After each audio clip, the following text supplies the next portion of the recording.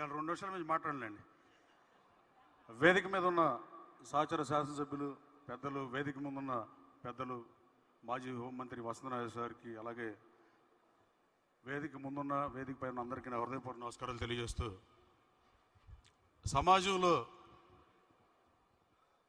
సమాజ అభివృద్ధిలో మన పాత్ర శ్లాఘనీయం అనడంలో ఏమాత్రం సందేహం లేదు. రాజకీయాలకు అతీతంగా మాట్లాడాల్సి వస్తే కల్టివేషన్ చేసినప్పుడైనా అన్ని కులాలతో కలిసి పనిచేసిన పరిస్థితి, ఎక్కడ నీరుంటే అక్కడికి వెళ్ళిన పరిస్థితి. అలాగే ఉద్యోగ ఉపాధి అవకాశాలు 1925కు ముందు కృష్ణా జిల్లా రాజమండ్రి దగ్గర నుంచి ఇటు మునుగోడు దాకా అటు పిడుగురాళ్ళ దాకా ఉన్నప్పుడు కృష్ణా జిల్లా, తర్వాత సర్కారు జిల్లాలు అయినాయి, కానీ ముందు కృష్ణా జిల్లా నుంచే 60 ఏళ్ల క్రితం అమెరికా వెళ్ళిన నాగరికత ముందుంటా కారణం డెల్టా ఉండటం.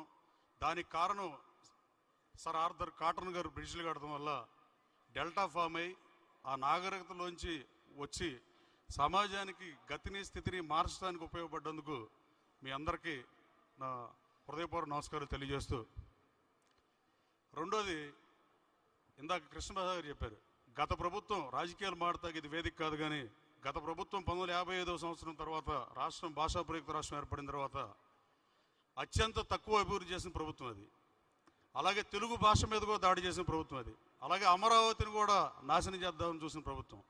మిత్రుడు మైలవరం శాసనసభ్యులు కృష్ణప్రసాద్ గారు ఇందాక చెప్పినట్టుగా అది జరిగింది ఏంటంటే, ఆ రోజు ఈయన హైదరాబాద్ నుంచి వస్తా నాకు కాల్ చేశారు, వస్తున్నారా మేము పిలిచారా పిల్లలని, పిలిచారని చెప్పా. ఒక గంట మాట్లాడుకున్నాం దాదాపు, బహుశా మీద 4 గంట 10 నిమిషాలు ఫోన్ పెద్ద మాట్లాడుకున్నాం. ఆ రోజు గంట మాట్లాడాం. ఆ అమరావతి మారుద్దాం అని చెప్పి కృష్ణా గుంటూరు జిల్లాల ఇన్ఛార్జీలు ఎమ్మెల్యేలతో మీటింగ్ అయితే, సరే నేను కృష్ణప్రసాద్ గారికి చెప్పా, నేను ఎట్టకు ఓడిపోయి ఉన్నా, నేను మాడతా, మీరు మాట్లాడొద్దు, ఆ కొడాలి అనేవాడు మంత్రి పోతే నీకు మంత్రి వచ్చే అవకాశం ఉంది, ఇది వాస్తవం, మీరు మాట్లాడవద్దు, నేను మాడతానని చెప్పా. సరే నేను మాట్లాడే ఫస్ట్. తర్వాత కృష్ణప్రసాద్ గారు నా పక్కన కూర్చున్నాడు. ఈయన మాడతాకి లెగుస్తున్నాడు, పద్దాకి ఇట్ట అంటున్నాడు. నేను అక్కడికి ఆయన చెయ్యేసా, లెగొద్దు అన్నట్టు. ఆయన బలవంతంగా లేచి మాట్లాడేశాడు. దీని తర్వాత ప్రస్తుతం అదే పార్టీలో ఉన్నాడు, కానీ మనం పేరు చెప్పడానికి బాగోదు, కానీ ఇంకో శాసనసభ్యులు కూడా దీన్ని వ్యతిరేకించిన పరిస్థితి కదా. ఆయన పేరు చూడ ఆయనకి ఇబ్బంది వస్తుందని నేను చెప్పట్లా.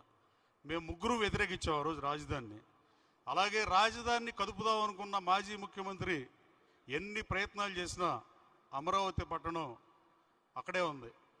అమరావతి పట్టణ ప్రాశస్యం కానీ అమరావతిని అభివృద్ధి చేయటంలో మీరందరూ నేను సైతం అని భాగస్వామ్యం అయ్యి అమరావతిని భవిష్యత్తులో మరెవరూ కదపలేనంతగా అభివృద్ధి చేయడానికి మీ వంతు ప్రయత్నంగా మీరు ఇన్వెస్ట్ చేయాలని మిమ్మల్ని కోరుతూ, అమరావతి గురించి పంచారామాల్లో మొదటైన శైవ క్షేత్రం ఉంది.